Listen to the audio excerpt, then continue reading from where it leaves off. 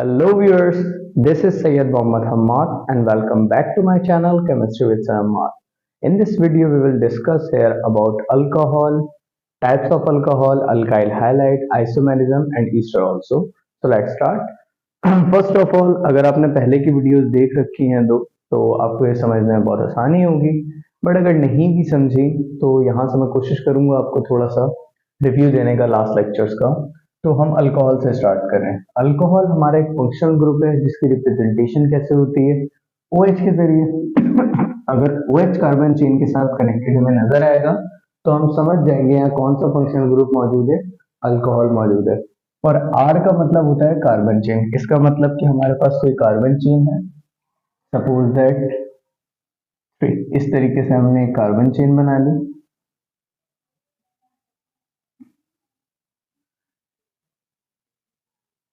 One two three, three का मतलब क्या होता है, प्रोपेन होता है। और अगर अल्कोहल आ गया उसके साथ तो हम क्या पढ़ते हैं, उसे प्रोपेनोल पढ़ते हैं। ये हमने पहले प्रीवियस वीडियोस में पढ़ा था। तीन कार्बन को क्या कहते हैं, प्रोपेन कहते हैं। ठीक है, अल्कोहल आ गया इसीलिए OL कनेक्ट होगा, बट E क्रॉस हो जाएगा तो ये हो जाएगा प्रोपेनोल। इस तरीके के IUPAC नेमिंग हमने लास्ट वीडियो में डिस्कस की थी। अब हम पढ़ने वाले अल्कोहल की टाइप्स क्या क्या होती हैं, तो इसको जरा गौर से समझिएगा और इजीली समझ सकते हैं इसको। प्राइमरी अल्कोहल जिसको फर्स्ट डिग्री अल्कोहल भी कहा जाता है, सेकेंडरी अल्कोहल जिसके सेकेंड डिग्री भी कहा जाता है, टर्शरी अल्कोहल जिसे थर्ड डिग्री भी कहा जाता है। तो यहाँ बात समझिएगा, अल्कोहल जिस कार्बन से अटैच होगा हमें उस पर नजर रखनी है। दोबारा कह रहा हूँ, जरा गौर से समझिए इस बात को। क्या कह रहा हूँ मैं कह रहा हूँ कि अल्कोहल जिस कार्बन से कनेक्टेड है हमें उस पर नजर रखनी है कि वो आगे कितने कार्बन से कनेक्टेड है, और इसी बेस पर हम बताते हैं कि ये प्राइमरी अल्कोहल, सेकेंडरी अल्कोहल है या टर्शरी अल्कोहल है। तो इस बात को जरा समझते हैं कि जैसे मैं इसको कनेक्ट कर देता हूँ, एक ये कंडीशन हो गई हमारी। उसके बाद अल्कोहल कनेक्ट है कार्बन चेन से, और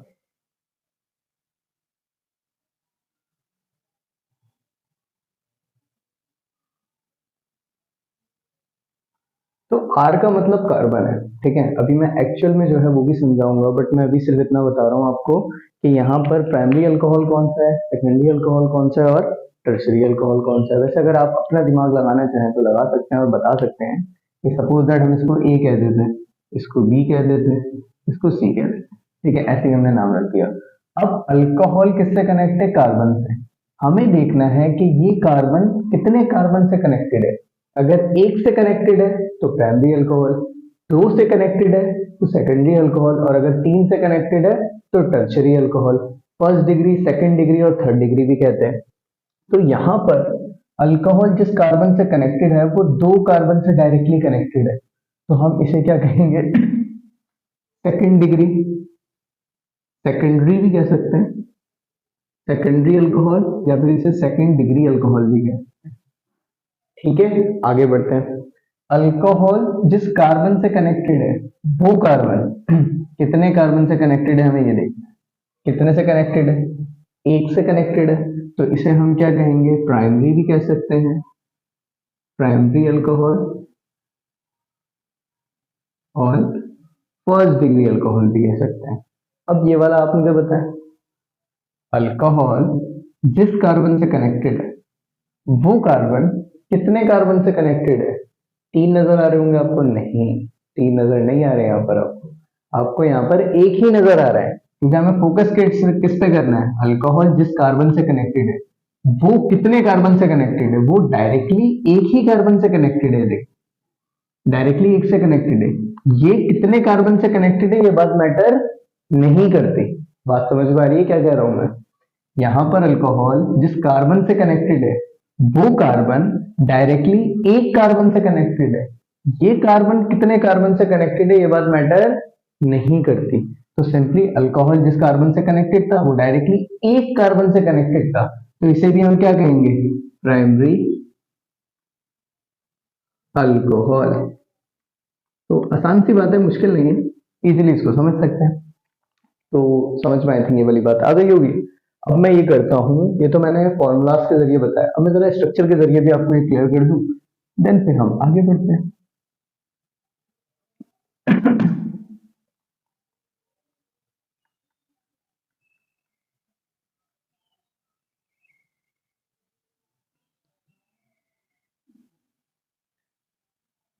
तो हमें बस इतनी बात याद रखनी है कि अल्कोहल जिस कार्बन से कनेक्टेड है, जैसे कि यहाँ पर हमने ले लिया अल्कोहल, ठीक है।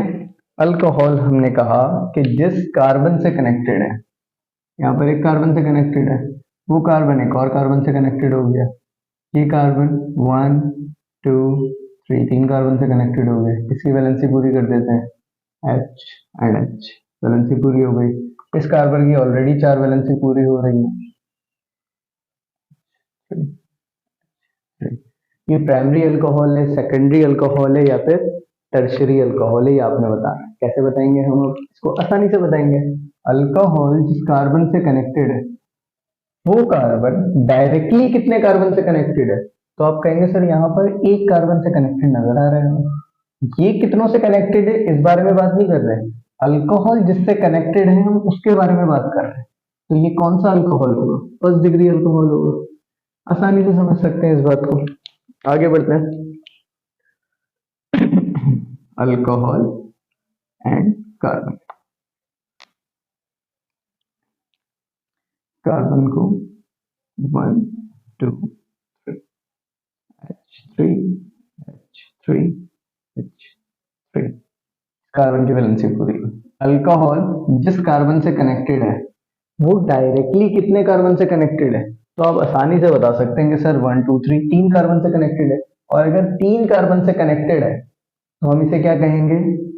थर्ड डिग्री कहेंगे, ठीक है। आगे बढ़ते हैं, एक और बता देता हूँ। अल्कोहल आ गया हमारा, ठीक है।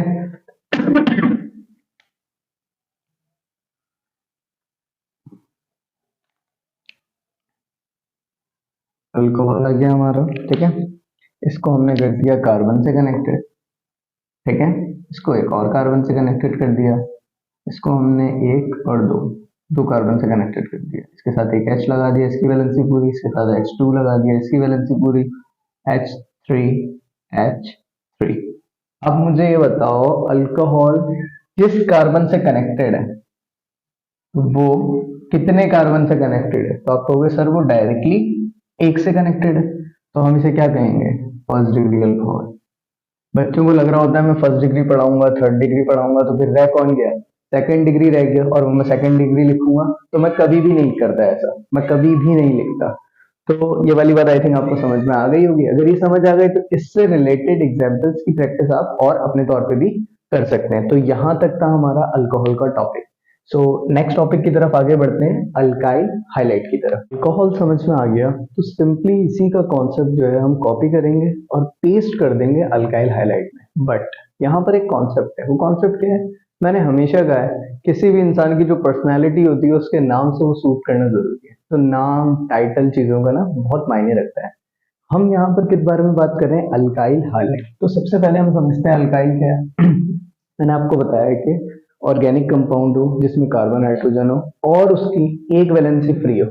जैसे हमने पढ़ा था CH3, अल्काइल रेडिकल्स के बारे में पढ़ा था ना हमने, CH3। वैसे तो कार्बन की 4 वैलेंसी होती है, 4 हाइड्रोजन होने चाहिए। अगर CH3 है मिथाइल तो एक वैलेंसी फ्री है, तो हम उसे क्या कहेंगे? अल्काइल कहेंगे, अल्काइल रेडिकल कहेंगे, ठीक है। तो एक वैलेंसी फ्री वाले जो होते हैं हमारे ऑर्गेनिक कंपाउंड्स, हाइड्रोकार्बन, वो क्या कहलाते हैं? हमारे अल्काइल्स कहलाते हैं।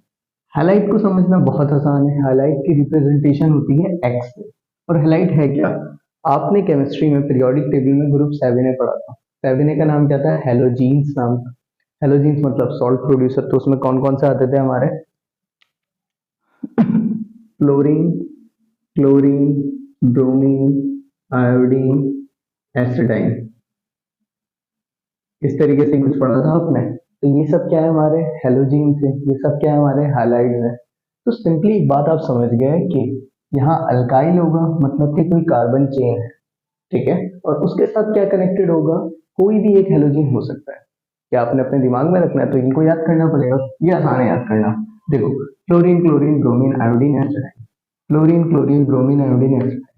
Fluorine, chlorine, bromine, iodine, astatine. अगर ये 3 बार सुन लिया आपने तो याद हो गया, fluorine, chlorine, bromine, iodine, astatine, इस तरीके से याद हो सकता है ये।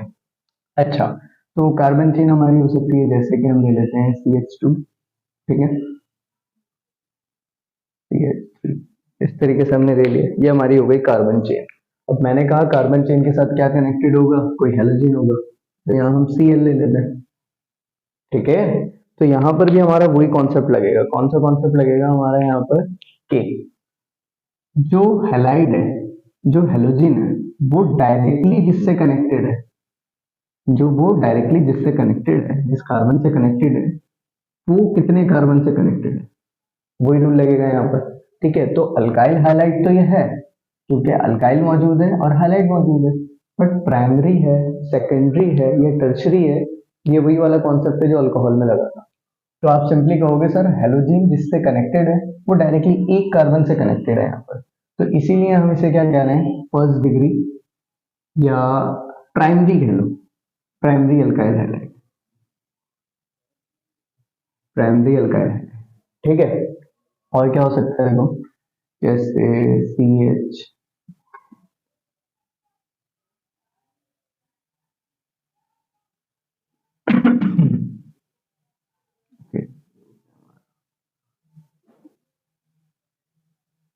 यहाँ पर देखो क्या किया मैंने, यहाँ पर मैंने हेलोजन यूज किया, हेलोजन कनेक्टेड हुआ है एक कार्बन से, ये कार्बन डायरेक्टली एक कार्बन से कनेक्टेड है और ये दूसरे से कनेक्टेड है, ऐसे ही है ना। तो इसे हम क्या कहेंगे, इसे हम कहेंगे सेकेंडरी, सेकेंडरी क्या, सेकेंडरी अल्काइल हाइलाइट, ठीक है। आगे बढ़ते हैं, ये आ गया हमारा अल्काइल, हेलोजन आ गया हमारा, और हेलोजन के साथ हम कनेक्ट कर देते हैं कार्बन।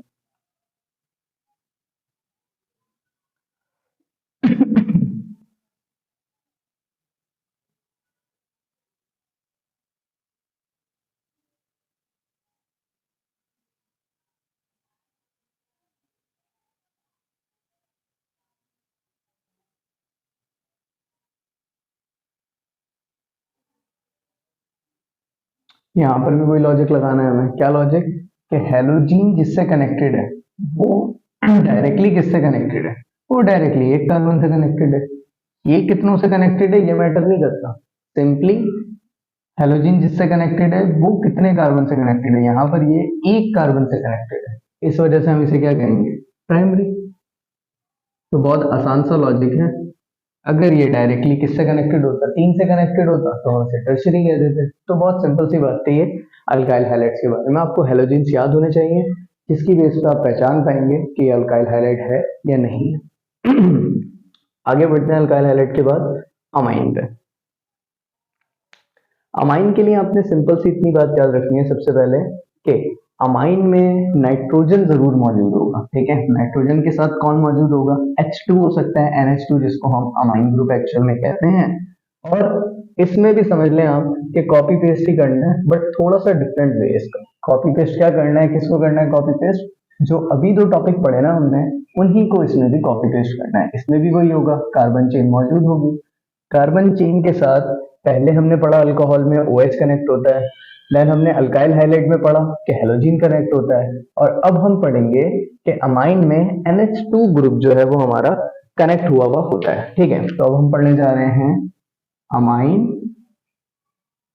अमाइन का फॉर्मूला क्या है, अमाइन का फॉर्मूला है कि कार्बन चेन होगी और उसके साथ NH2 मौजूद होगा, ठीक है।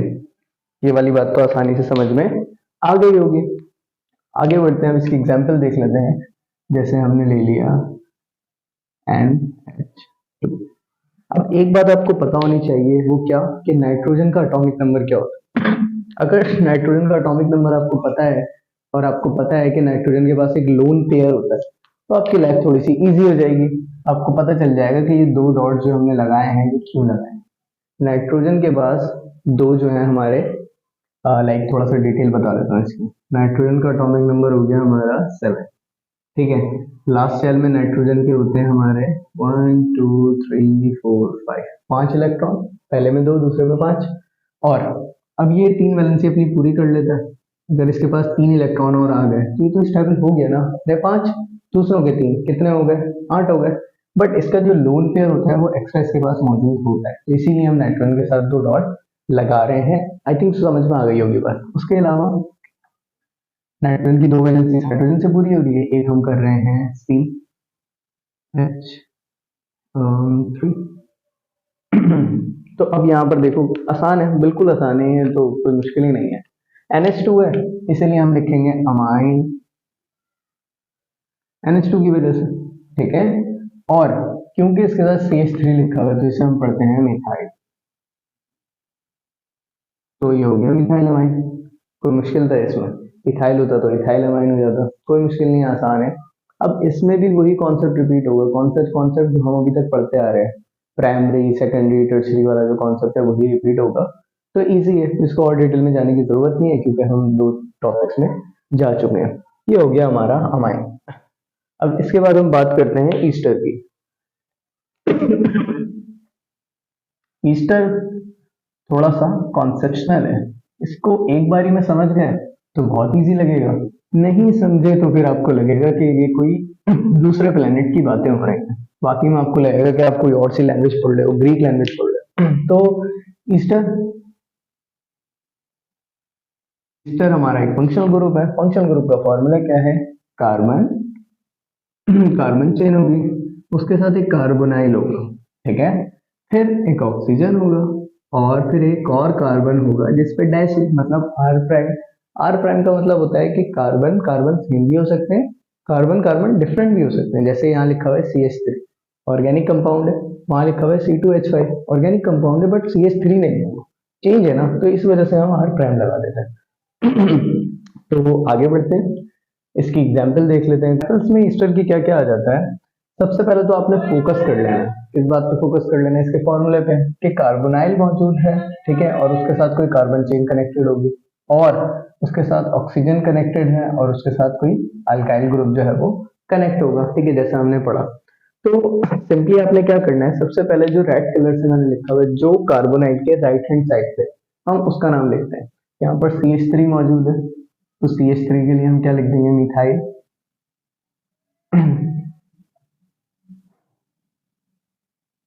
मिथाइल लिख दिया हमने, ठीक है। उसके बाद यहाँ पर कितने कार्बन मौजूद हैं हमें काउंटिंग करनी है। कितने कार्बन मौजूद हैं? एक कार्बन, दूसरा कार्बन, तो 2 कार्बन को हम क्या कहते हैं? एसिड कहते हैं, ठीक है। तो हमने मिथाइल एसिड लिख दिया। क्योंकि यहाँ पर ईस्टर ग्रुप मौजूद है तो वो बात हम कैसे बताएंगे? ईस्टर ग्रुप के लिए 8 लगाकर, तो हम कर देंगे एसीटेट, ये हो गया हमारा मिथाइल एसीटेट, ठीक है। आगे बढ़ते हैं, फिर से वही वाली बात, जो रेड कलर से लिखा हुआ है जो कार्बोनाइल के राइट हैंड साइड पे मौजूद है, जो अल्काइल मौजूद है उसका नाम हम पहले देंगे। तो हम इसका नाम पहले देंगे तो क्या नाम है इसका? इथाइल नाम है इसका, पता है आपको, ठीक है। अब हम कार्बन काउंट करेंगे, 1 कार्बन, 2 कार्बन, 2 कार्बन को हम क्या कहेंगे? एसिड कहेंगे, क्योंकि ईस्टर ग्रुप मौजूद है तो हम क्या करेंगे? इसके साथ 8 लगा देंगे एसिड। तो अब एक बात समझिएगा कि हम कभी क्या करते हैं, 1 कार्बन को अगर फॉर्म यूज कर रहे हैं, 2 कार्बन को एसिड यूज कर रहे हैं, तो हम क्या करेंगे? 8 लगा देंगे। बट इन अ केस हम क्या कर सकते हैं, जैसे यहाँ पर 2 कार्बन थे ना, मैं 2 कार्बन को इथेन भी तो कहता हूँ, मैं पढ़ाता आ रहा हूँ ना कब से आपको कि क्या है, फर्स्ट कार्बन में मिथ और सेकंड कार्बन को इथ कहते हैं। तो यहाँ पर अगर हम इथ लगा रहे होंगे तो इथेनोएट कर देंगे हम उसे। बात समझ आ रही है? या जैसे कार्बन बढ़ते जाएंगे हमारे तो हम क्या करेंगे? O8 ऐड करेंगे उनके साथ। बट अगर हम फॉर्म या एसिड यूज कर रहे हैं तो वहां पर फिर 8 यूज करेंगे। तो ये था हमारा ईस्टर जो कि एंड हो चुका टॉपिक। आई थिंक आसान है, आपको समझ में आया होगा। पहले हमने इसका फॉर्मूला देखा, फॉर्मूला देखने के बाद एग्जाम्पल में हमने देखा कि जो कार्बोनाइल के राइट हैंड साइड पे है अल्काइल, पहले उसका नाम लिखना है, देन फिर कार्बन काउंट करके हमें लास्ट में जो हम उससे सफिक्स ऐड कर देते हैं तमाम फंक्शनल ग्रुप के, हमने इसमें एक ग्रुप जो है वो ऐड कर दिया, 8 ATE। अच्छा, ईस्टर हो गया। इसके बाद लास्ट है हमारा आइसोमेरिज्म। आइसोमेरिज्म बहुत आसानी से हम समझते हैं, इसको बिल्कुल मुश्किल नहीं बनाएंगे। आइसोमेरिज्म में है same molecular formula but different structure. तो इसके लिए मैंने बहुत एक इजी एग्जांपल यहाँ पर बनाई है। ये इजी एग्जांपल हमारी क्या है? सेम मॉलिक्यूलर फॉर्मूला, मतलब ऑर्गेनिक कंपाउंड होगा, मॉलिक्यूलर फॉर्मूला दोनों का सेम होगा पर एक चीज डिफरेंट होगी, क्या? But different structure.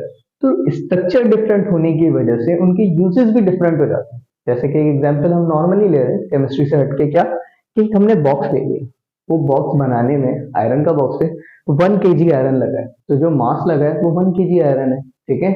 अब एक तरफ हम एग्जांपल ले लेते हैं एक स्कल्पचर की। स्कल्पचर कहते हैं मुजस्समा, जैसे कि वो इंसान का मुजस्समा बना दिया, तो उसे बनाने में जो आयरन लगा है, जो लोहा लगा है, वो कितना लगा है, 1 kg आयरन लगा है। अगर मैं आपसे पूछूं कि क्या इन दोनों का मास सेम है, तो आप कहेंगे यस सर, इन दोनों का मास बिल्कुल सेम है। पर अगर मैं आपसे पूछूं इन दोनों का स्ट्रक्चर सेम है, तो आप कहोगे नो सर, इनके स्ट्रक्चर सेम नहीं है। तो अगर स्ट्रक्चर डिफरेंट होगा तो उनके यूजेस भी डिफरेंट हो जाते हैं। अब इसको जरा केमिस्ट्री की लैंग्वेज में देख लेते हैं कि क्या कहना चाह रहे हैं इसमें, तो इजीली आपको बातें समझ में आ जाएंगी।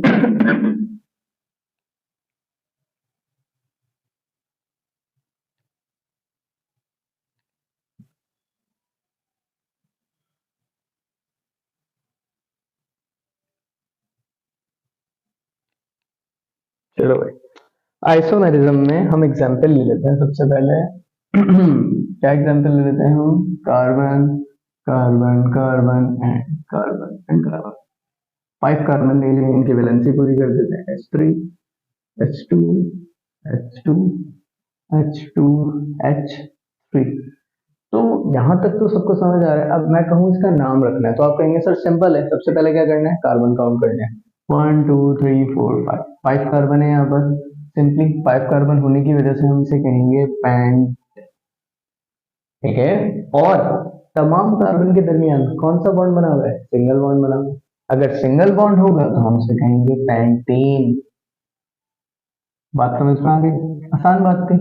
बट एक बात समझिएगा, जब कभी स्ट्रेट चेन होगी, मतलब यहाँ पर कोई ब्रांच कनेक्टेड नहीं है, कोई अल्काइल रेडिकल कनेक्टेड नहीं है, कोई सब्स्टिट्यूएंट कनेक्टेड नहीं है, ये तीनों नाम जो मैंने लिए हैं वो एक ही चीज का जो नेक्स्ट में लगाऊंगा, ठीक है। तो यहाँ पर पेंटेन, क्योंकि स्ट्रेट चेन थी तो हम इससे पहले लगा देंगे एन पेंटेन, इसका मतलब स्ट्रेट चेन है, ठीक है। आगे बढ़ते हैं, जैसे कि हम बना देते हैं 1 2 3 4।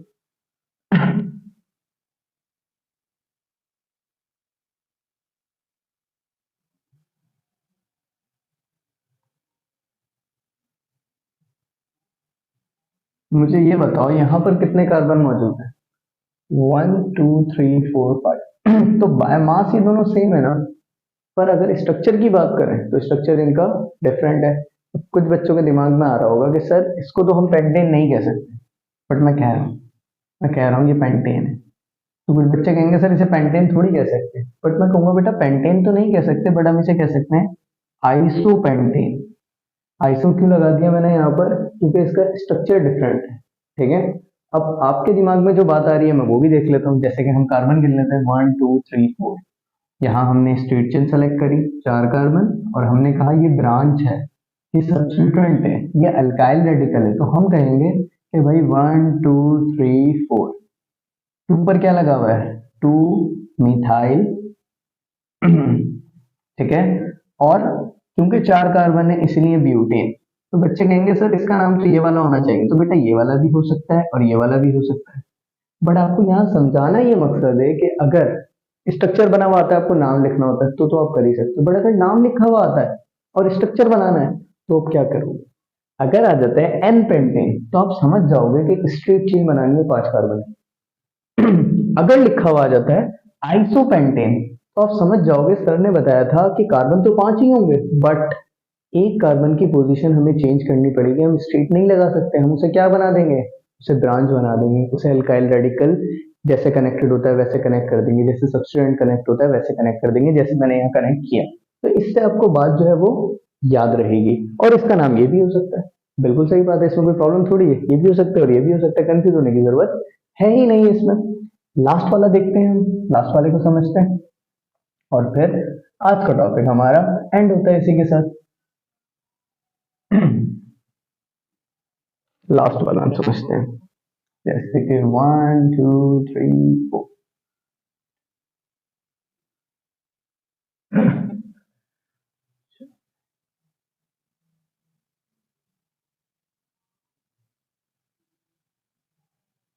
ठीक है, तो यहाँ पर अगर मैं आपसे पूछूं कि यहाँ पर 5 कार्बन मौजूद है तो आप कहेंगे यस सर, यहाँ पर बिल्कुल 5 कार्बन मौजूद है। अगर मैं आपसे पूछूं यहाँ पर कोई ब्रांच कनेक्टेड है तो आप कहेंगे यस सर, ये स्ट्रेट चेन हो गई हमारी जैसे हम पढ़ते हैं, और ये हो गई हमारी ब्रांच 1 एंड 2। तो बेटा यहाँ एक ब्रांच लगी हुई थी इसलिए इसे आइसोपेंटेन कहा था। अगर 2 ब्रांचेस आ गई तो हम उसे क्या कहेंगे, हम उसे कहेंगे न्यू, NEU न्यू, और 5 कार्बन इसीलिए पेंटेन। अब कुछ बच्चे जो पहले कह रहे थे कि सर ये हो सकता है तो वो फिर से कहेंगे, क्या कहेंगे वो, कि सर ये तो आपने लिख दिया, हो सकता है, क्यों, क्योंकि 2 ब्रांचेस कनेक्टेड हैं और हमने ये लॉजिक पढ़ा कि आइसोमेरिज्म में same molecular formula different structure हो सकते हैं। एक ब्रांच आई तो आइसोपेंटेन कह दिया, 2 ब्रांच आई तो हमने उसे न्यूपेंटेन कह दिया, बट इनका नाम एक और हो सकता है। आप क्या कहेंगे, कौन नाम हो सकता है, 1 2 3, तो आप कहेंगे सर 2 2 2 पे क्या कनेक्टेड है, डाई, 2 क्या कनेक्टेड है, मिथाइल कनेक्टेड है, 2 मिथाइल कनेक्टेड है सर 2 पे, और आप कहेंगे 1 2 3 3 कार्बन है सर इसीलिए प्रोप, और सिंगल बॉन्ड है इसीलिए प्रोपेन। तो सर ये नाम भी तो हो सकता है। तो मैं फिर से आपसे यही कहूंगा कि हाँ बिल्कुल हो सकता है, अगर स्ट्रक्चर बना हुआ आ जाता है तो आप उसका नाम इजीली लिख दोगे। अब बच्चे कहते हैं सर ये वाला नाम लिखे हैं, ये वाला, दोनों लिख दो, इजी है और सही है, तो मतलब ये लिख दो या ये लिख दो एक ही बात है, ठीक है। अगर स्ट्रक्चर बना हुआ आ जाता है तो नाम लिखना आपके लिए आसान है, बट अगर आ जाता है n pentane, isopentane, neo pentane, तो आपको समझ जाना है कि हमें कितनी ब्रांच बनानी है, कब एक ब्रांच हमें बनानी है उन्हीं कार्बन में से, 5 कार्बन में ही से ही, ताकि आइसोपेंटेन बन जाए, और 2 ब्रांचेस बनानी है ताकि न्यू पेंटेन बन जाए। तो आई होप आपको आज की वीडियो समझ आई होगी। अगर कोई प्रॉब्लम हो तो आप मुझसे डिस्कस कर सकते हैं। Thank you so much. अल्लाह हाफ़िज़।